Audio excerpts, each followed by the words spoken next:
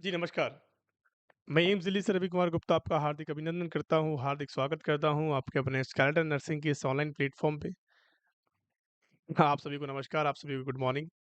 आज की जो क्लास में हम बात करने वाले हैं, कुछ इम्पोर्टेंट नॉट सेट में जो प्री के रिगार्डिंग क्वेश्चंस पूछे जाते हैं, जो प्री एग्ज़ाम होता है, उसके रिगार्डिंग जो क्वेश्चंस पूछे जाते हैं, उसके बारे में हम आज बात करने वाले हैं, जो कि बहुत इम्पोर्टेंट सेशन होने वाला है। आप सभी की तैयारियाँ अच्छी चल रही होंगी एग्ज़ाम्स के रिगार्डिंग? चल रही है, नहीं चल रही हैं, सभी की तैयारियाँ अच्छी? चलिए, आज की जो क्लास को स्टार्ट करने से पहले मैं आपको कुछ मोटिवेशनल थॉट के बारे में बताना चाहता हूँ कि सफलता का दरवाज़ा हमेशा खुला रहता है। सफलता का दरवाज़ा हमेशा खुला रहता है, यह तो आप पर निर्भर करता है कि आप उसे पार कर पाते हैं या नहीं। समझ में आया?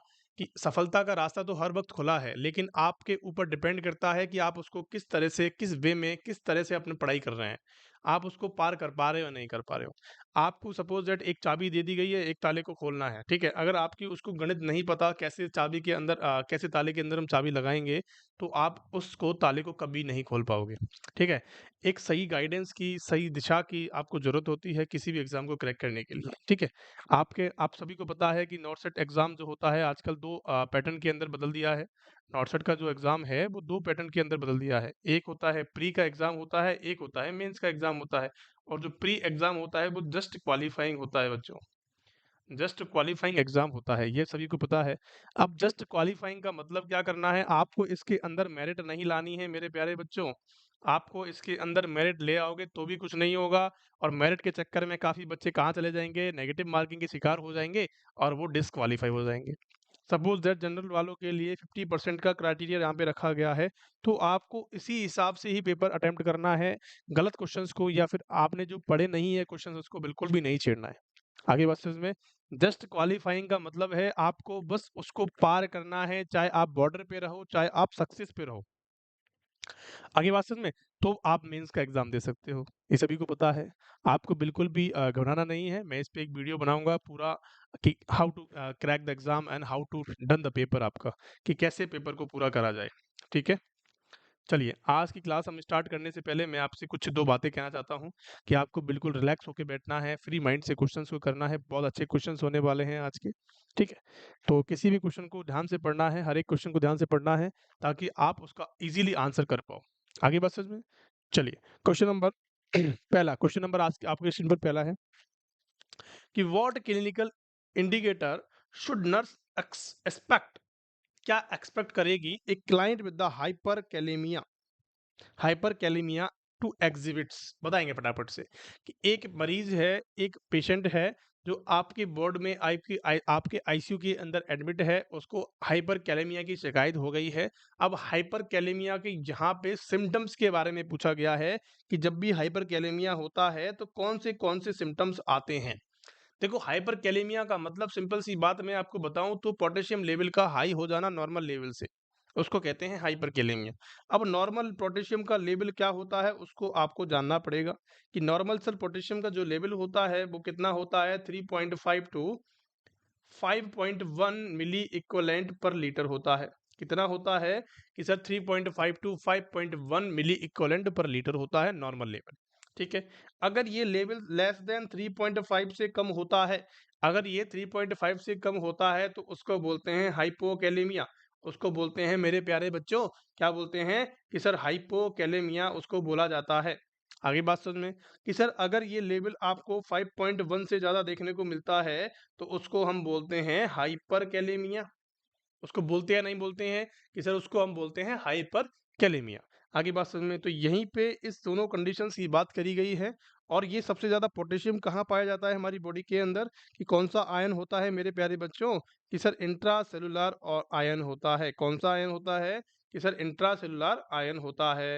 ये सेल्स के अंदर सबसे ज़्यादा पाया जाने वाला आयन होता है अगर क्वेश्चन आपसे पूछा जाए तो, ठीक है। बेसिक क्वेश्चंस आपको याद होने चाहिए, बेसिक क्वेश्चन को नहीं छोड़ना है क्योंकि बेस जो होता है किसी भी चीज़ का वो आपका अच्छा होना चाहिए। जैसे घर की हम नींव लगाते हैं, जब घर का हम बेस रखते हैं, तो बहुत अच्छे से अच्छा रखते हैं, काफ़ी अच्छी गहरी नींव देते हैं, चौड़ी नींव देते हैं, ताकि हमारा जो हम जो बिल्डिंग तैयार करेंगे उसके ऊपर वो एकदम सिक्योर रहे। आगे बात समझ में? तो आपका बेस अगर क्लियर है, तो आप किसी भी एग्ज़ाम को क्रैक कर सकते हो। आगे बात समझ में? अब सिम्पटम्स के बारे में पूछा गया है कि सर हाइपरकैलेमिया किसी पेशेंट को हो गया है, तो उसमें कौन-कौन से सिम्पटम्स आपको देखने को मिलते हैं? बताएँगे फटाफट से। देखो जब भी हाइपरकैलेमिया की बात आती है, तो डिसरिथमियास का कंडीशन आपको सबसे पहले देखने को मिलती है क्योंकि हार्ट से रिलेटेड चीज़ें होती हैं, ठीक है? आगे बात समझ में जब भी अगर पेशेंट को क्या होता है कि पोटेशियम का लेवल हाई होता है, तो डिसरिथमिया वाली कंडीशन देखने को मिलती है। पेशेंट को वीकनेस आपको देखने को मिलेगी और पोटेशियम की वजह से डायरिया भी आपको देखने को मिलेगा। पोटेशियम की वजह से आपको डायरिया भी देखने को मिल सकता है, लेकिन सीजर्स और टिटेनी किसके साइन एंड सिम्पटम्स होते हैं बच्चों?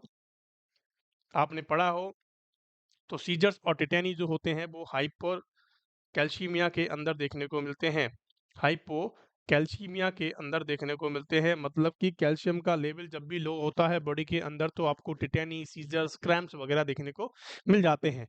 और एक बात और बताना चाहता हूँ कि जब भी हाइपोकैल्सीमिया होता है, जब भी हाइपोकैल्सीमिया होता है मेरे प्यारे लाल लालियों, आपको मैंने बताया था 2 साइन बड़े इंपॉर्टेंट देखने को मिलते हैं, हर एग्जाम के अंदर पूछे जाते हैं कि हाइपोकैल्सीमिया का कितना इसके अंदर कौन-कौन से साइंस देखने को मिलते हैं कि सर पॉजिटिव कौन सा साइन देखने को मिलता है कि सर ट्राउसियस साइन देखने को मिलता है।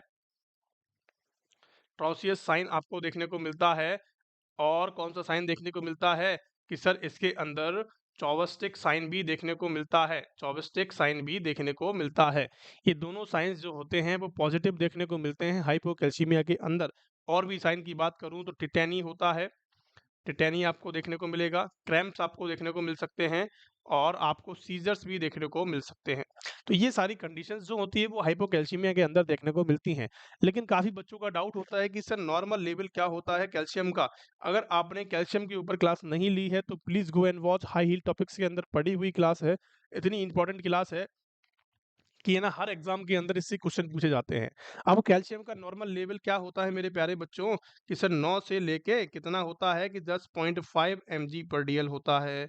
कितना होता है मेरे प्यारे बच्चों कि सर 9 टू 8.5 mg पर डीएल होता है। अगर 9 से कम जाता है तो उसको हाइपोकैल्सीमिया बोलते हैं और 10.5 से ज़्यादा जाता है तो उसको बोलते हैं hyper kalaemia, sorry hyper calcaemia.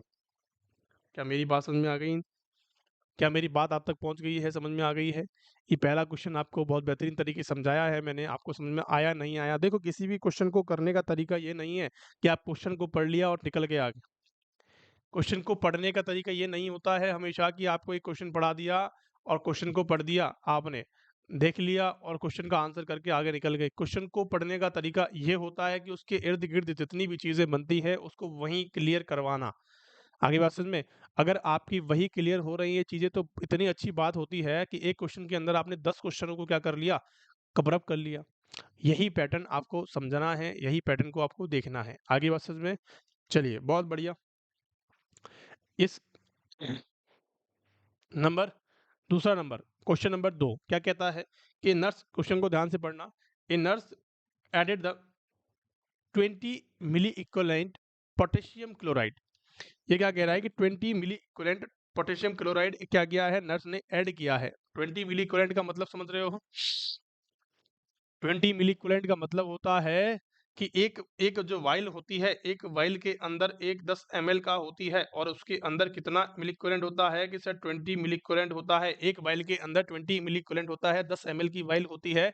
तो पोटेशियम क्लोराइड उसने आईवी सॉल्यूशन के अंदर डाला है, ठीक है? क्लोराइड को ऐड किया है, पोटेशियम क्लोराइड को, केसीएल को उसने एक आईवी सॉल्यूशन के अंदर ऐड किया है। And of the client with the diabetic ketoacidosis, कि डायबिटीज का बंदा है, कीटो एसिडोसिस का बंदा है। And what is the primary purpose of the administering drug. Question यहाँ पे बदल दिया है इसने कि क्या पर्पस होने वाला है कि अपन क्यों उसको कैल्शियम दे, उसको क्या दे रहे हैं, पोटेशियम उसको दे रहे हैं, केसीएल उसको क्यों दे रहे हैं पेशेंट को। देखो सिंपल सी कॉमन सेंस वाला क्वेश्चन है, अगर आपने कॉमन सेंस का अपनाया है, ज़्यादा दिमाग नहीं लगाया है, तो क्वेश्चन को आप इजीली क्रैक कर सकते हो। फटाफट से आंसर करेंगे इसका क्या आंसर होने वाला है। देखो, एक आप नर्सिंग ऑफिसर हो कहाँ पे? एम्स के अंदर आप नर्सिंग ऑफिसर की पोस्ट पे हो, ठीक है? आप एक आईसीयू के अंदर काम कर रहे हो, आपको हर चीज़ में जितने भी प्रायोरिटी बेस्ड क्वेश्चंस होते हैं, आपको उनमें इमेजिन करना होता है, आपको उनमें ढालना होता है कि मैं इस चीज़ में घुस जाता हूँ, तब इसका आंसर आप करेक्ट कर पाओगे, ठीक है? आपको इमेजिन करना है, आपको सोचना है, आप एक एम्स में नर्सिंग ऑफिसर हो, आप आईसीयू के अंदर काम कर रहे हो, ठीक है? आपको डॉक्टर ने बोला कि इसको 20 मिली इक्विवेलेंट, आप अपनी मर्ज़ी से नहीं दे सकते कभी भी। 20 मिलीक्यूरेंट पर आवर इसको क्या देना है, जो भी है जितना भी है आपको आईवी सॉल्यूशन में डालना है, ठीक है। कभी भी ध्यान रखना इस चीज़ का, केसीएल को हम बोलस नहीं देते हैं मेरे प्यारे बच्चों। कभी भी बोलस देते हैं तो पेशेंट को डेड होने के चांसेस होते हैं, पेशेंट के मर जाने के चांसेस होते हैं। कभी भी इसको बोलस नहीं दिया जाता है, कभी भी इसको क्या नहीं दिया जाता है, एक साथ नहीं देते हैं। इसको हम क्या करते हैं कि इसको घुलनशील करके ही देते हैं, या फिर हम आई फ्लूइड के साथ दे सकते हैं, या फिर हम एक रेशो के हिसाब से देते हैं, इन्फ्यूजन पंप के थ्रू लगाते हैं। आगे बात समझ। तो आपको डॉक्टर ने बोला कि 20 मिलीक्वेलेंट आपको एक 500 बोतल में क्या करना है, 500 एनएस की बोतल में आपको इसको ऐड कर देना है, ठीक है। आपने ऐड कर दिया और उसको स्लो रेट पे चला देना है, ठीक है। अब डॉक्टर ने इसको क्यों बोला, आपको क्यों बोला, क्वेश्चन बताओ मेरे को कि आपको डॉक्टर ने क्यों बोला कि इसके अंदर आपको 20 मिली इक्विवेलेंट डालना है, क्यों बोला? पेशेंट को कमी है, पेशेंट का हाइपोकैलेमिया देखने को मिल रहा है, पेशेंट का पोटेशियम लेवल जो है वो कम देखने को मिल रहा है, इसीलिए तो बोला कि भैया उसका पोटेशियम लेवल जो है वो कम है, इसीलिए आपको 20 मिली इक्विवेलेंट देना है, ठीक है। तो कम है तभी तो दे रहे हैं हम, भाई कम है तभी तो दे रहे हैं। तो इसीलिए हम कहते हैं कि रिप्लेस द एक्सेसिव लॉसेस, कि जितना लॉस उसका हुआ है उसको रिप्लेस करना है। देखो कभी कभी क्वेश्चंस ऐसे होते हैं जो आपके कॉमन सेंस पे डिपेंड करते हैं। आगे बात समझ में, तो यही क्वेश्चंस की बात कर रहा हूँ, यही मैं क्वेश्चन की बात कर रहा हूँ कि ये कॉमन सेंस वाला क्वेश्चन है, और इसके अंदर एक ट्रिक भी है, वो भी हम आपको बताता हूँ, ठीक है। अगर जिसने भी कॉमन सेंस का यूज किया है उसका करेक्ट आंसर, जिसका भी सी आंसर है बच्चों वो करेक्ट है, ठीक है। एक कंडीशन और होती है, देखो हमें यहाँ पे कंडीशन दी गई है कि बंदा जो है वो डायबिटीज का है। आप ये भूल जाओ डायबिटीज कीटो तो उसको भूल जाओ आप।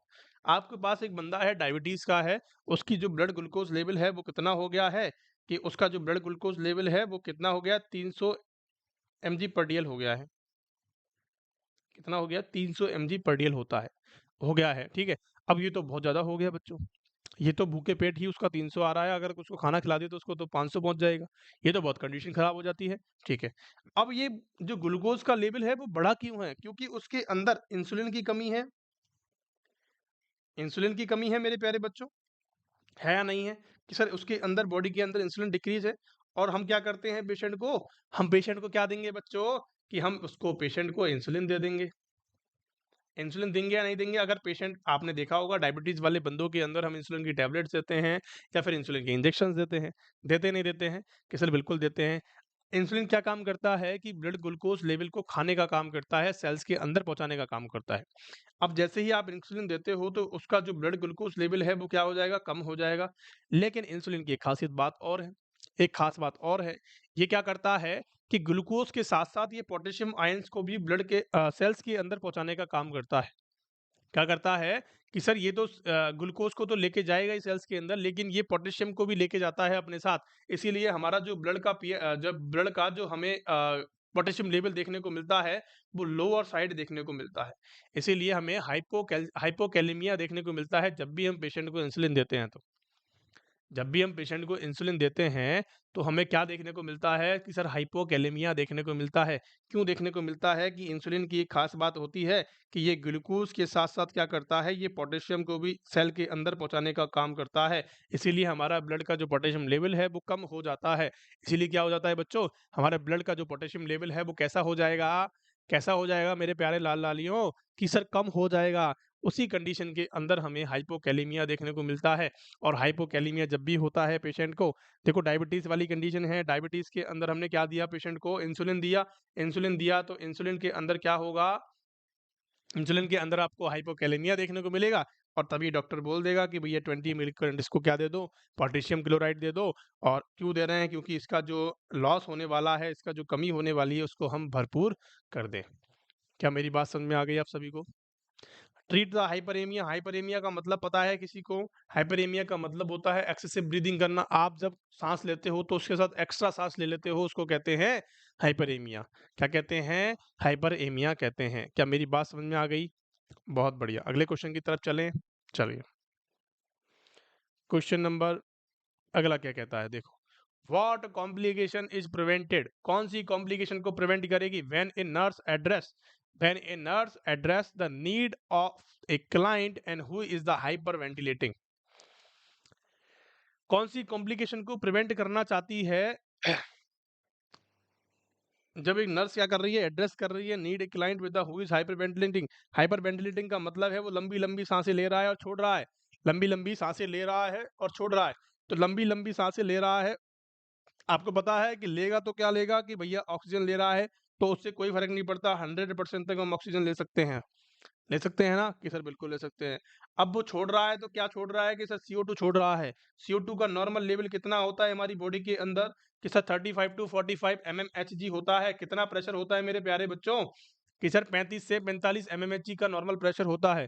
अगर 35 से कम देखने को मिलता है इसका प्रेशर, तो इसको क्या बोलते हैं, इसको क्या बोलते हैं बच्चों कि जो ऑक्सीजन, जो आपका कार्बन डाइऑक्साइड का लेवल है वो कम हो जाएगा। 35 से लेवल कम देखने को मिलेगा और 45 से ज़्यादा देखने को मिलेगा तो क्या हो जाएगा बच्चों, कार्बन डाइऑक्साइड का लेवल बढ़ जाएगा। ठीक है, ये बात समझ में आ गई। अब जब आपका लेवल बढ़ेगा, आपका लेवल बढ़ेगा तो आपके साथ साथ क्या बढ़ेगा भैया, एसिड बढ़ेगा। और जब लेवल कम होगा तो क्या बढ़ेगा कि बेस बढ़ेगा। भाई कार्बोनेट आयंस बढ़ेंगे, बढ़ेंगे नहीं बढ़ेंगे, सिंपल सी प्रोसेस मैं आपको बता रहा हूँ कि कार्बन डाइऑक्साइड जो होता है वो एसिडिक नेचर का होता है। कैसा होता है, एसिड नेचर का होता है। अगर वो बढ़ता है तो एसिड बढ़ रहा है, कम हो रहा है तो कैसा हो रहा है, एसिड घट रहा है। एसिड घटेगा तो क्या होगा, बाइकार्बोनेट आयन बढ़ेंगे। सिंपल सी कहानी है। तो क्वेश्चन के अंदर यही पूछा गया है कि जब पेशेंट हाइपर वेंटिलेटिंग होता है तो कौन सी कंडीशन आपको देखने को मिलती है। हाइपर वेंटिलेटिंग का मतलब है ज्यादा सांस का लेना और ज्यादा सांस का छोड़ना। सिंपल सी कहानी है, आगे बात समझ में। अब सिंपल सी कहानी के अंदर आपको ये आंसर ढूंढना है कि जब भी क्या होता है, देखो कार्डिक अरेस्ट का यहाँ पे कोई सीन नहीं है, कार्डिक अरेस्ट का यहाँ पे कोई मतलब नहीं है। ठीक है, excess oxygen level, oxygen level 100% से क्या ज्यादा होगा कि 100% तो होता ही है। अगर 100% होगा तो कोई बात नहीं, अच्छी बात है। ठीक है, एक्सेस होना तो ये भी करेक्ट बात है। ठीक है, इसके इस बात का कोई मतलब नहीं है यहाँ पे। ठीक है, reducing the serum pH, serum pH का मतलब क्या होता है, रिड्यूसिंग। देखो नॉर्मल जो पीएच होती है ब्लड की वो कितनी होती है, सीरम की जो नॉर्मल पीएच होती है ब्लड की वो कितनी होती है मेरे प्यारे बच्चों कि सर 7.535 टू 7.45 क्या होती है, नॉर्मल होती है। अगर 7.35 से कम हो जाता है तो इसका मतलब एसिडिटी हो रही है, एसिड बढ़ रहा है बॉडी के अंदर। अगर मोर देन 7.5 से जाता है, 7.45 से ज़्यादा आता है, उसको उसका मतलब है कि अल्केलाइन बॉडी के अंदर बढ़ रहा है। अब क्वेश्चन अपने ऑप्शन में क्या दे रखा है, ऑप्शन में दे रखा है मेरे प्यारे बच्चों reduction of serum pH. Reduction का मतलब कम हो जाना। अब जब सीरम की पीएच कम देखने को मिलेगी तो एसिड बढ़ रहा है, लेकिन यहाँ पे तो क्या हो रहा है, हाइपर वेंटिलेट कर रहा है पेशेंट। तो हाइपर वेंटिलेट का मतलब ज्यादा CO2 को छोड़ेगा तो CO2 कम हो जाएगी। तो इसका मतलब ये भी गलत हो गया। भैया अगर CO2 का लेवल कम होगा तो एल्कलाइन की तरफ जाएगा नहीं जाएगा कि सर बिल्कुल जाएगा, कि इसका बेस बढ़ेगा। तो आपका जो आंसर है वो करेक्ट क्या होने वाला है मेरे प्यारे बच्चों की कार्बन डाइऑक्साइड की उसके अंदर कमी हो जाएगी। उसको क्या देखने को मिलेगा, रेस्पिरेटरी एल्किलोसिस की कंडीशन देखने को मिलेगी।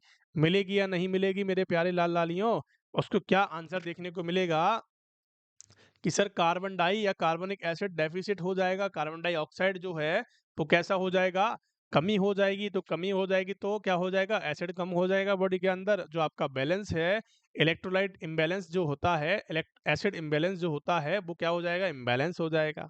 होगा या नहीं होगा, तो correct answer is the B, जिसका भी बी आंसर है करेक्ट है। क्या मेरी बात आपको समझ में आ गई है। देखो बहुत अच्छा क्वेश्चन था, ये क्वेश्चन के आने के चांसेस बहुत ज़्यादा हैं। आपको बिल्कुल भी इस क्वेश्चन को गलत नहीं करना है, क्वेश्चन इंपॉर्टेंट है, ध्यान रखना। ट्रिक है यहाँ पे कुछ है मटेरियल।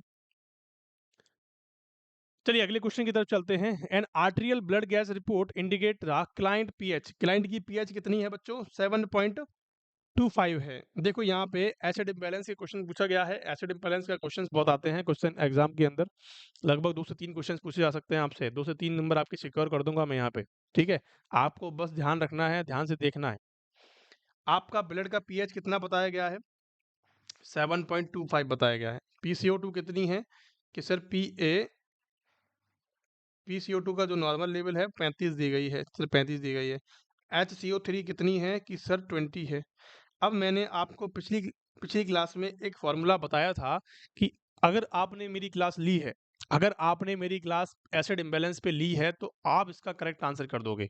अगर आपने नहीं ली है तो आप इसका करेक्ट आंसर नहीं कर पाओगे। मैंने इतनी अच्छी ट्रिक वहां पे बताई है। आगे बात समझ में? तो प्लीज़ गो एंड वॉच, वहाँ से जाके देखें, इतना इम्पोर्टेंट है, चीज़ें मैंने इतनी खोल के बताई हैं जो आपको ईज़िली समझ में आ जाएगी। आपको शॉर्ट में यहाँ पे बता देता हूँ कि देखो नॉर्मल पीएच से ये क्या हो रहा है कि कम हो रहा है। नॉर्मल पीएच से ये क्या हो रहा है कि सर 7.35 टू 45 होता है ना नॉर्मल, कि सर नॉर्मल इतना होता है, तो नॉर्मल से कम हो रहा है, ठीक है? और ये क्या हो रहा है कि सर इसका नॉर्मल जो लेवल होता है वो 35 से 45 एमएमएचजी होता है, ठीक है? लेकिन ये क्या है कि लोअर साइड ही है, ये भी लोअर साइड ही है। मैक्सिमम तो नहीं है, लोअर साइड ही है, 35 से 34 ही होगा, ठीक है? या फिर क्या होगा कि सर एससीओ3 बाइकार्बोनेट का लेवल जो होता है वो 22 से 27 होता है। 22 से 27 होता है, तो इसका कितना लेवल है कि सर ये भी कम देखने को मिल रहा है।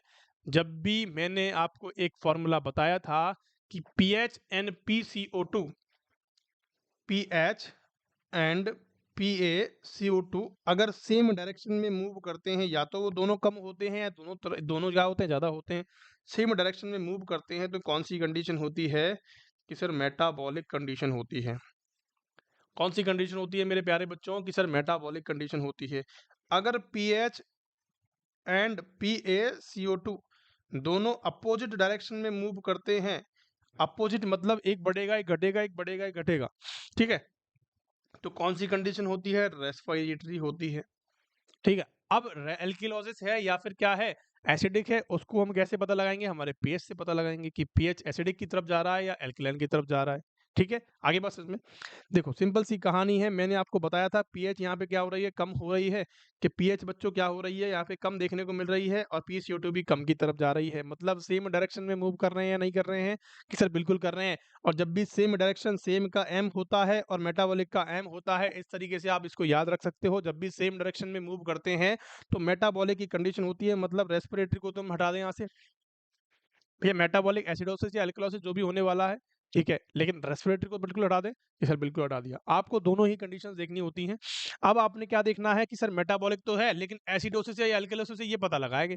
तो हम कैसे पता लगाएँगे इसको कि सर हमारी पीएच को देखेंगे, पीएच कितनी है हमारी, 7.25 दे रखी है, तो 25 का मतलब वो कम हो रही है, मतलब एसिड की तरफ बढ़ रही है, तो मेटाबॉलिक एसिडोसिस हो जाएगा। इसका करेक्ट आंसर है बी ए भैया।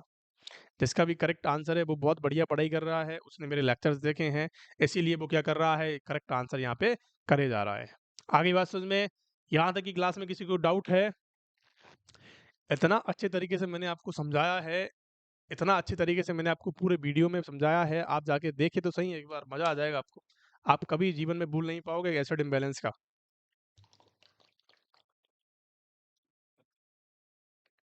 क्या मेरी बात समझ में आ गई आप सभी को? चले अगले क्वेश्चन की तरफ। क्वेश्चन को समझने का, क्वेश्चन को पढ़ने का आपका कॉन्सेप्ट जो है वो क्लियर होना चाहिए बच्चे।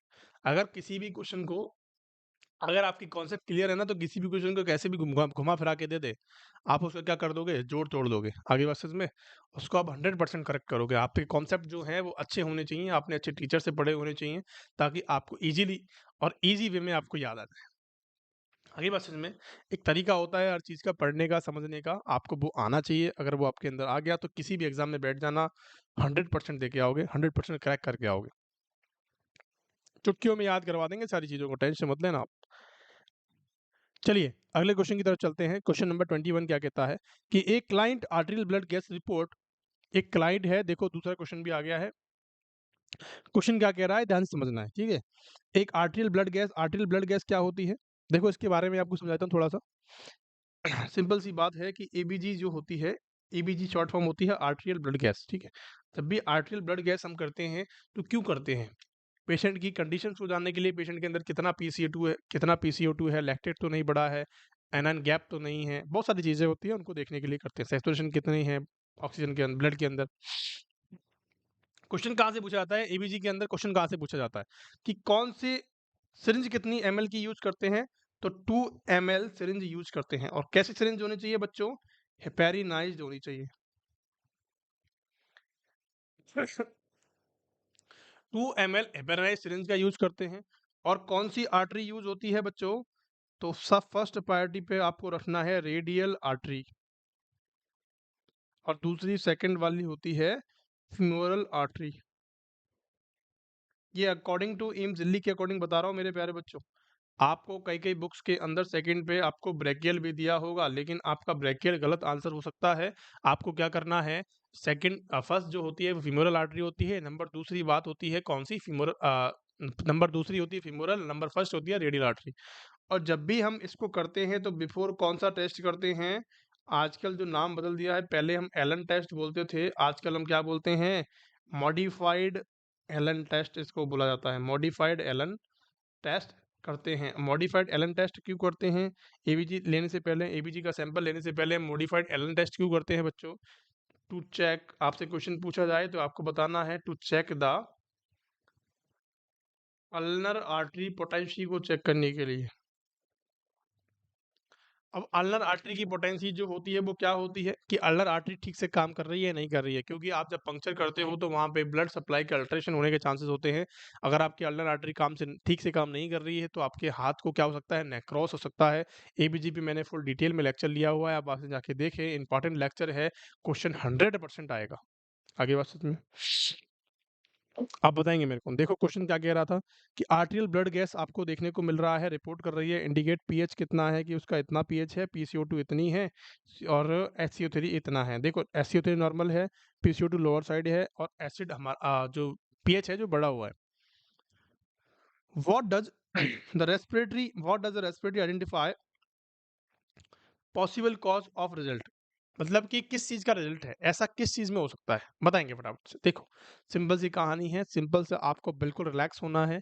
पहले मुझे इसका आंसर बताएंगे कि रेस्पिरेटरी होना है या मेटाबॉलिक होना है। देखो मैं आपको समझा देता हूँ, ठीक है।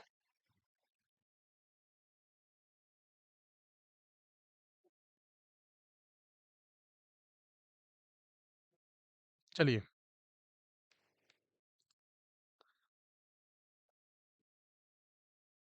अब देखो यहाँ पे पीएच कितनी बताई गई है हमें, पीएच CO2 एंड HCO3, ठीक है।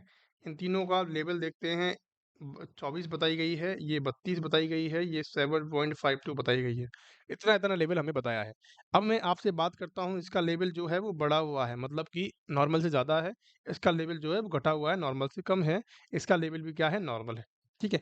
अब मैंने आपको बताया था दोनों जब अपोजिट डायरेक्शन में मूव करती हैं तो क्या होती है, रेस्पिरेटरी कंडीशन होती है। कौन सी कंडीशन होती है मेरे प्यारे बच्चों? कि सर रेस्पिरेटरी कंडीशन होती है। और रेस्पिरेटरी कंडीशन में भी एसिडिक एसिडिक होगा, क्योंकि एसिडिक होगा या एल्कलाइन होगा कि सर पीएच के यहाँ पीएच कहाँ जा रहा है, सर एल्कलाइन की तरफ जा रहा है, तो रेस्पिरेटरी एल्किलोसिस कंडीशन में आएगा। क्या आएगा मेरे प्यारे लाल लालियों कि सर रेस्पिरेटरी एल्किलोसिस आपको देखने को मिलता है। क्या होगा कि सर रेस्पिरेटरी एल्किलोसिस आपको देखने को मिल रहा है। और जब भी रेस्पिरेटरी एल्किलोसिस देखने को मिल रहा है मतलब कि लंग से रिलेटेड कोई बीमारी है। अगर आपने इस चीज़ को देखा है तो आपको आंसर कर दोगे। देखो एयरवे ऑब्स्ट्रक्शन, एयरवे अगर ऑब्स्ट्रक्ट हो जाएगा, देखो सिंपल सी बात है, मैंने आपको बताया था कि जब भी पेशेंट की कंडीशन आपने मैंने जब आपको फर्स्ट क्वेश्चन बताया था आज की क्लास का, तो उसके अंदर मैंने आपको CO2 का डेफिसिट बताया था। और डेफिसिट क्यों हो रही थी? क्योंकि वहाँ पे पेशेंट क्या कर रहा था, हाइपर वेंटिलेट था। हाइपर वेंटिलेट का मतलब ज़्यादा सांस ले रहा था, ज़्यादा छोड़ रहा था। जब ज़्यादा छोड़ेगा तो CO2 बाहर ज़्यादा निकलेगी और उसकी वजह से CO2 का लेवल कम हो जाएगा और रेस्पिरेटरी एल्किलोसिस की कंडीशन आपको देखने को मिलेगी। मिलेगी या नहीं मिलेगी? अगर ये कंडीशन में बताया गया कि अगर एयरवे ऑब्स्ट्रक्ट हो गया है, अगर जो एयरवे है पेशेंट का वो ऑब्स्ट्रक्ट हो गया है, तो ना तो सांस आ पाएगी ना जा पाएगी। तो इससे क्या होगा, CO2 का लेवल ही बढ़ेगा। इससे क्या होगा कि CO2 का लेवल बढ़ेगा, कम नहीं होगा। CO2 का लेवल बढ़ेगा, लेकिन यहाँ पे तो कम दिखाई दे रहा है कि सर दिखाई दे रहा है, नहीं दिखा रहा है, बिल्कुल दिखाई दे रहा है। तो यहाँ पे एयरवे ऑब्स्ट्रक्शन इज गलत आंसर, ठीक है। इनएडिक्वेट न्यूट्रिशन, न्यूट्रिशन का यहाँ पे कोई रोल नहीं है। प्रोलॉन्ग्ड गैस्ट्रिक फंक्शन, अगर गैस्ट्रिक फंक्शन करते हो तो मेटाबॉलिक कंडीशन आती है, रेस्पिरेटरी कंडीशन नहीं आती है, ठीक है। अब आंसर बचा हमारा कौन सा कि सर एक्सेसिव मैकेनिकल वेंटिलेशन। जैसा फर्स्ट क्वेश्चन था वही उसी को घुमा फिरा के दूसरी बार पूछा है। जो हमारा पहले नंबर का क्वेश्चन था आज की क्लास का, वही को उसी क्वेश्चन को घुमा फिरा के आपसे पूछा है, लेकिन उसको अलग तरीके से पूछा है। मैं वही तो आपको समझाने की कोशिश कर रहा हूँ। अगर आपके कॉन्सेप्ट क्लियर है किसी भी चीज़ को लेके तो आप चुटकियों में आंसर कर दोगे। बस बच्चों आपको कॉन्सेप्ट क्लियर करने की ज़रूरत है। मेरा वीडियो देखें जाके, एसिड इम्बैलेंस का इतना अच्छा टॉपिक है, इतना अच्छा मैंने आपको पढ़ा रखा है, आप जाके देखें वहाँ से। ठीक है। अब मैं आपको इसको समझाता हूँ कि सर एक्सेसिव अगर हाइपर वेंटिलेट करेगा पेशेंट तो ज़्यादा सांस को छोड़ेगा। अब जब छोड़ेगा तो ऑक्सीजन आपको CO2 जो हमारी CO2 है उसका लेवल कम देखने को मिलेगा और रेस्पिरेटरी अल्कोसिस कंडीशन हो जाएगी। आपको ये यहाँ पे दे रखा है कि सर कितना लेवल देखने को मिल रहा है नॉर्मल से, कि सर कम देखने को मिल रहा है। अगर आपको नॉर्मल लेवल पता है तो आप इसका आंसर करेक्ट कर सकते हो। क्वेश्चन नंबर अगला क्या कहता है, एक client with the IV infusion infiltrate, एक क्लाइंट है जो कि आपके पास आया है, एक क्लाइंट है, एक पेशेंट है जो कि आईवी इन्फ्यूजन इन्फिल्ट्रेट, इन्फिल्ट्रेशन का मतलब क्या होता है, लीकेज, इन्फिल्ट्रेशन का मतलब होता है लीकेज, कि आपने आईवी कैनोला लगाया पेशेंट को और वहां से क्या हो गया, वो सिक्योर नहीं हो पाया, अपनी जगह से हिल गया है, आउट हो गया है। ठीक है, आप जब अंदर आउट होगा तो आपका जब फ्लूइड दोगे तो वो चारों तरफ जमा होगा या नहीं होगा, ये सर बिल्कुल हो जाएगा। और वहां पे आपको क्या देखने को मिलेगा, ठंडा देखने को मिलेगा, हीट देखने को मिलेगी, आपको बिल्कुल ठंडा देखने को मिलेगा, हीट नहीं देखने को मिलेगी, ध्यान रखना इस चीज का। What does nurse identify the most likely cause of infiltration? Infiltration का कॉज के बारे में पूछा गया है कि इन्फिल्ट्रेशन का कॉज क्या होता है। देखो सिंपल सी कहानी है, इन्फिल्ट्रेशन का जो कार्डिनल साइन होता है ना मेरे प्यारे बच्चों, अगर आपसे क्वेश्चन करें तो इन्फिल्ट्रेशन का जो कार्डिनल साइन होता है वो क्या होता है, कूलनेस होती है। क्या होती है मेरे प्यारे बच्चों, कि सर कूलनेस देखने को मिलती है, ठंडापन देखने को मिलता है, आप समझ जाना कि इन्फिल्ट्रेशन हो गया है। ठंडापन देखने को मिलता है इसीलिए बोल देना कि सर क्या हो गया, इन्फिल्ट्रेशन हो गया है। अगर आपको हीट देखने को मिले तो आपको बताना है कि सर फ्लेवाइटिस हो गया है, पेशेंट को क्या हो गया है मेरे प्यारे बच्चों, फ्लेवाइटिस, आपको क्या हो गया है, फ्लेवाइटिस की condition, inflammation of the when, when का इन्फ्लामेशन क्या कहलाता है, कि सर फ्लेवाइटिस कहलाता है। हीट की कंडीशन आपको कहाँ कहाँ देखने को मिल सकती है, और इन्फेक्शन की कंडीशन में भी देखने को मिल सकती है, हीट की कंडीशन। लेकिन coolness is a cardinal sign of infiltration. अब ऐसा क्यों होता है, excessive height of the IV bag की हाइट से कुछ नहीं होगा, ठीक है। Failure to secure the inadequately, आपका करेक्ट आंसर बी है। आपने क्या किया, आपने कोई पेशेंट को, आपको एज्यूम करना है, आपको सोचना है कि आप एक नर्सिंग ऑफिसर हो, एम्स में काम कर रहे हो और किसी ने आपको आप किसी के पेशेंट की कैनुला लगाने जा रहे हो। आपने यहाँ पे वेन को सेलेक्ट किया है, आपने क्या किया है, यहाँ पे हैंड में, फोर आर्म में अपने में आपने एक वेन को सेलेक्ट किया है और आप उसके अंदर कैनुला इंसर्ट करने की कोशिश कर रहे हो। आपका जो कैनुला है वो बिल्कुल सही चला गया है, आपका ब्लड फ्लो भी आ गया है, लेकिन आपने अंत में उसका थोड़ा सा आउट हो गया है, थोड़ा सा आउट हो गया है और वो वेन से बाहर निकल गया है। अब जैसे ही उसके अंदर आप आईवी फ्लूइड कनेक्ट करते हो तो आपको क्या देखने को मिलता है, कि जो फ्लूइड है आपका वो सराउंडेड टिश्यूज में जा रहा है, ना कि वेन में। वेन में ना जाके कहाँ जा रहा है, सराउंडेड टिश्यूज के अंदर जा रहा है। जब सराउंडेड टिश्यूज के अंदर जाएगा तो क्या होगा, वहां पे ठंडापन देखने को मिलेगा। ठंडा देखने को मिलेगा या नहीं मिलेगा, क्योंकि फ्लूइड जो है वो ठंडा है। फ्लूइड जो है हमारी बॉडी की तुलना में ठंडा है ना, वो नॉर्मल टेम्परेचर पे ही, लेकिन हमें तो बॉडी के अंदर ठंडा देखने को मिलेगा, कि सर बिल्कुल मिलेगा। तो कार्डिनल साइन क्या होता है बच्चों, ठंडापन देखने को मिलता है। अगर इस पे क्वेश्चन आता है तो गलत नहीं करना है, आपको बिल्कुल भी क्या करना है, बिल्कुल सतर्क होकर पढ़ना है क्वेश्चन को। आगे बात समझ में, तो B is the correct answer. Contamination during the, अगर कंटामिनेशन होता है तो आपको इंफेक्शन देखने को मिलता है। आपने अगर अनस्टेराइल तरीके से आपने एक ही कैनुला को आपने 4-5 बार 4-5 जगह क्या कर दिया है, पंक्चर कर दिया है, तो उसके अंदर क्या देखने को मिल सकता है, इन्फेक्शन देखने को मिल सकता है। Infusion is a chemically irritating, अगर केमिकली इरिटेटिंग होता है तो आपको फ्लेवाइटिस देखने को मिलता है। क्या देखने को मिलता है मेरे प्यारे बच्चों, आपको फ्लेवाइटिस देखने को मिलता है। आगे मेरी बात समझ में, यहाँ तक की कंडीशन आपको, ये क्वेश्चन आपको समझ में आया या नहीं आया मेरे प्यारे लाल लालियों। चलिए अगले क्वेश्चन की तरफ चलते हैं। क्वेश्चन नंबर 23 क्या कहता है, and what are the chemical indicators that a nurse should identify when an IV has infiltrate. Question समझना, कि आईवी इन्फिल्ट्रेशन का ही क्वेश्चन है। क्वेश्चन क्या कह रहा है कि व्हाट एज क्लिनिकल इंडिकेटर, कौन कौन से क्लिनिकल इंडिकेटर्स होते हैं जो नर्स क्या करेगी, इसको आइडेंटिफाई करेगी कि ये क्या हो गया है, इन्फिल्ट्रेशन हो गया है। कि इन्फिल्ट्रेट की कंडीशन में कौन कौन से साइन एंड सिम्टम्स के बारे में पूछा गया है, कि कौन कौन से सिम्टम्स आपको देखने को मिलते हैं। मैंने अभी अभी आपको बताया था, मैंने अभी अभी आपको बताया था, क्या बताया था बच्चों, मैंने अभी अभी आपको बताया था कि सर हीट कहाँ देखने को मिलती है, कि सर फ्लेवाइटिस के अंदर देखने को मिलती है। और यहाँ क्या देखने को मिलेगा, कि सर कूलनेस आपको देखने को मिलेगी, मिलेगी या नहीं मिलेगी। तो पहला आंसर तो गलत हो गया, पेलर का मतलब क्या होता है कि सर पेलर का मतलब पीला पड़ जाना, तो आपको बिल्कुल यहाँ पे देखने को मिलेगा, पीला आपको देखने को मिल सकता है। एडिमा बिल्कुल होगा, क्योंकि जब फ्लूइड कलेक्ट होता है तो आपको एडिमा स्वेलिंग देखने को मिल सकती है, बिल्कुल देखने को मिल सकती है। आपकी जो फ्लो रेट है वो डिक्रीज हो जाएगी, बिल्कुल हो जाएगी, लेकिन इंक्रीज ब्लड प्रेशर अगर इंक्रीज हो जाए तो वार्मनेस हो जाएगी, वहाँ पे तो कूलनेस देखने को मिल रही है हमें। जब भी आपका ब्लड फ्लो ज़्यादा होगा तो आपको गर्म देखने को मिलेगा ना, तो यहाँ पे क्या होता है, इंक्रीज नहीं होता है, डिक्रीज हो जाता है। क्या हो जाता है मेरे प्यारे लाल लालियों, कि सर डिक्रीज हो जाता है, जिसका भी 2 3 और 4 2 3 4 जिसका भी आंसर है वो करेक्ट आंसर है, कि फ्लो रेट क्या हो जाएगी, डिक्रीज हो जाएगी, क्योंकि आगे जगह ही नहीं है जाने के लिए। आगे जब जगह ही नहीं है जाने के लिए, तो फ्लो रेट जो है वो डिक्रीज होगी या नहीं होगी, कि सर बिल्कुल हो जाएगी। आगे बात समझ में, आपको क्या-क्या चीज़ का ध्यान रखना है, कि इससे कूलनेस हो जाएगी, पेलर आपको देखने को मिलेगा, एडिमा आपको देखने को मिलेगा, आपको स्वेलिंग देखने को मिल सकती है, आपको स्वेलिंग देखने को मिल सकती है, आपको जो फ्लो रेट है वो कम आपको देखने को मिल सकती है। तो यही साइन एंड सिम्पटम्स क्या होते हैं, इन्फिल्ट्रेशन के रिगार्डिंग देखे जाते हैं। क्या मेरी बात आप तक पहुँच गई है, समझ में आ गई है प्यारे बच्चों? चलें आगे की तरफ, क्वेश्चन की तरफ। बहुत बढ़िया। A nurse is caring for the client and who is receiving the IV infusion. एक नर्स है जो केयर कर रही है एक क्लाइंट की, जो क्या कर रहा है, रिसीव कर रहा है एक IV इन्फ्यूजन, मतलब कि उसको एक बोतल लगी हुई है। And B should the nurse do the first IV infusion infiltrate. फिर आ गया क्वेश्चन इन्फिल्ट्रेट का, कि अगर इन्फिल्ट्रेट को आप समझा के रहोगे सर हमें, है ना सर, आप हमें आज हमें आप आज की क्लास में आप इन्फिल्ट्रेशन को समझा के ही रहोगे, कि कैसे समझ में नहीं आता है, कितने क्वेश्चंस बनते हैं इन्फिल्ट्रेशन से, यही 4-5 क्वेश्चंस बनते हैं और कुछ नहीं बनते हैं। आगे बात समझ में, तो अगर आप एक नर्सिंग ऑफिसर हो एम्स के अंदर, ठीक है, आप दिल्ली एम्स के अंदर काम कर रहे हो, अगर आपसे कोई बीमारी हो, आपसे कोई बंदा है जो कि क्या कर रहा है, कोई पेशेंट है जो आपसे क्या कर रहा है, आपने उसको आईवी लाइन लगाई है और उसकी आईवी लाइन क्या हो गई है, आउट हो चुकी है, आउट हो चुकी है। सिंपल सी देखो, लॉजिक वाला क्वेश्चन है, कॉमन सेंस वाला क्वेश्चन है, आपको यूं ही कर दोगे इसको, समझना क्वेश्चंस को, इतना रिलैक्स होके पढ़ोगे ना तो मजा आ जाएगा पढ़ने में। इतना क्वेश्चंस अगर यूं ही होंगे फिर आपके, रिलैक्स होके करना है सब, आप इमेजिन करो, प्रैक्टिकल बेस्ड क्वेश्चंस होते हैं, इमेजिन करने होते हैं, अगर आप इमेजिन करके पढ़ोगे ना तो मजा आएगा।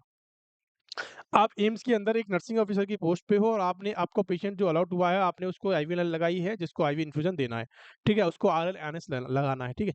जब भी आप ऐसा करते हो एक पेशेंट के अंदर, तो आपको क्या देखने को मिला, आपने क्या दिखा कि should the nurse do first, अगर आईवी इन्फ्यूजन इन्फिल्ट्रेट हो रहा है, कि अगर उसके जो आईवी इन्फ्यूजन है, जो आरएल एनएस आप दे रहे हो वो सराउंडिंग में जा रहा है, आपको साइन सिम्टम देखने को मिल रहे हैं, ठंडापन देखने को मिल रहा है, आपको कूलनेस देखने को मिल रही है, आपकी स्वेलिंग देखने को मिल रही है, तो आप फर्स्ट अटेम्प्ट क्या करोगे, ये कि पूछ रहा है कि डू फर्स्ट, आप सबसे पहले क्या करोगे, क्या साइड को एलिवेट कर दोगे, भाई हाथ को ऊपर कर दो, हाथ को ऊपर करने से कुछ होगा क्या, वो तो कैनुला तो आउट हो चुका है ना, तो आप क्या करोगे, ये नहीं करोगे। अटेम्प्ट द फ्लश, उसको फ्लश करने की कोशिश करोगे, भाई जब आउट हो चुका है तो फ्लश करोगे तो और एडिमा हो जाएगा, तो ये भी नहीं करना है। Apply the warm and moist, अब इससे क्या होगा, वहां पे कोई सूजन बुजन थोड़ी आई है, वहां पे कोई मतलब ऐसा पर्टिकुलर रीजन थोड़ी है सूजन का, तो वहां तो फ्लूइड इकट्ठा हुआ है, फ्लूइड इकट्ठा होने से आप वार्म अप्लाई कर लो, कुछ भी अप्लाई कर लो, कुछ नहीं होने वाला है, वो चालू थोड़ी हो जाएगा। आपने जो कैनुला लगाया है वो जो आउट हो गया है, वो चालू थोड़ी हो जाएगा बच्चों। आपको क्या करना है, डिसकंटिन्यू करना है, इन्फ्यूजन को हटाना है वहां से और कैनुला को रिमूव करना है। और क्या करना है कि सर रिमूव द कैनुला, आपको क्वेश्चन जो पूछा जाएगा वो रिमूव द कैनुला पूछा जाएगा, कि आपको क्या करना है, रिमूव द कैनुला। सिंपल सी बात है, लॉजिक आपको देखना है, क्वेश्चन को लॉजिकल बनाना है, क्वेश्चन को इमेजिन करना है, किसी भी सिचुएशन के अंदर आपका करेक्ट आंसर देखने को मिलेगा। आगे बात समझ में, चले अगले क्वेश्चन की तरफ चलते हैं। What clinical finding indicate the nurse and that a client may have the hypokalemia? Question बहुत प्यारा है, क्वेश्चन क्या कह रहा है कि सर हाइपोकैलेमिया के अंदर कौन कौन से क्लिनिकल इंडिकेटर्स हमें देखने को मिलते हैं, कौन कौन से साइंस हमें देखने को मिलेंगे, कौन सा साइन होता है जो हाइपोकैलेमिया के अंदर देखने को मिलता है। अब मैं आपसे क्वेश्चन करता हूं कि सर हाइपोकैलेमिया का मतलब क्या है। सबसे पहले तो आपको हाइपोकैलेमिया का मतलब पता होना चाहिए कि हमारा जो पोटेशियम का लेवल है वो कम हो गया है। कम कितना हो गया है मेरे प्यारे बच्चों को, 3.5 से कम देखने को मिलता है। अब मैं आपसे हाइपोकैलेमिया की बात करूं, हाइपोकैलेमिया होता है और हाइपरकैलेमिया होता है। सिंपल सी बात करते हैं, चलो सिंपल सिंपल सी बात करते हैं कि सर जो पोटेशियम होता है वो क्या करता है, मसल्स को स्ट्रेच करके रखता है, मसल्स को क्या करता है, स्ट्रेच करके रखता है, मतलब कि सिकोड़ के रखता है। आगे बात समझ में, जैसे तनी हुई मसल्स होती है ना, वो कैल्शियम का रोल होता है उसके अंदर, कैल्शियम का भी और इसका भी, किसका, हमारे ये पोटेशियम का भी रोल होता है। पोटेशियम क्या करता है कि मसल्स को बांधे रखता है, मसल्स को स्ट्रेच करके रखता है, ठीक है। अब सपोज दैट पोटेशियम का लेवल कम हो गया, पोटेशियम का लेवल कम हो गया, तो कम हो जाएगा तो उसकी जो स्ट्रेचेबिलिटी है, उसकी जो पकड़ने की क्षमता है, वो भी कम हो जाएगी, कि सर बिल्कुल कम देखने को मिलेगी। और जैसे ही कम देखने को मिलेगी, आपको क्या देखने को मिलेगी, मसल रिलैक्स देखने को मिलेगी, रिलैक्स या रेस्टिंग देखने को मिलेगी। अब जब रेस्टिंग हो जाएगी तो कौन सी कंडीशंस आपको देखने को मिलेगी मेरे प्यारे लल्लो, कि सर एब्डोमिनल डिस्टेंशन आपको देखने को मिलेगा। जब भी हाइपोकैलेमिया का क्वेश्चन आता है तो एब्डोमिनल डिस्टेंशन आपको देखने को मिलता है, किस केस के अंदर, क्योंकि मसल जो है हमारी रेस्टिंग फेज में आ जाती हैं, रेस्टिंग रिलैक्स हो जाती हैं, इसीलिए हमें क्या देखने को मिलते हैं, हमें एब्डोमिनल डिस्टेंशन देखने को मिलता है। एडिमा का यहाँ पे कोई रोल नहीं है, कुस्मोल रेस्पिरेशन का कोई रोल नहीं है। कुस्मोल रेस्पिरेशन हम कब करते हैं, जब हमारे बॉडी के अंदर एसिड ज़्यादा बढ़ जाता है। एसिड का मतलब जब हमारे कार्बन डाइऑक्साइड जो है वो ज़्यादा हो जाती है बॉडी के अंदर, जब हम कोस्मोल रेस्पिरेशन करते हैं। और कोस्मोल रेस्पिरेशन कैसे करते हैं, नाक से सांस लेते हैं और मुंह से छोड़ते हैं, ताकि हमारी जो एसिड है वो ज़्यादा से ज़्यादा बाहर निकल सके। आगे बात से मसल स्पाज्म कहाँ आते हैं, मसल स्पाज्म आते हैं बच्चों, जब हमारा कैल्शियम का लेवल जो है वो डिक्रीज हो जाता है, मसल स्पाज्म देखने को मिलते हैं। क्या मेरी बात समझ में आ गई आप सभी को?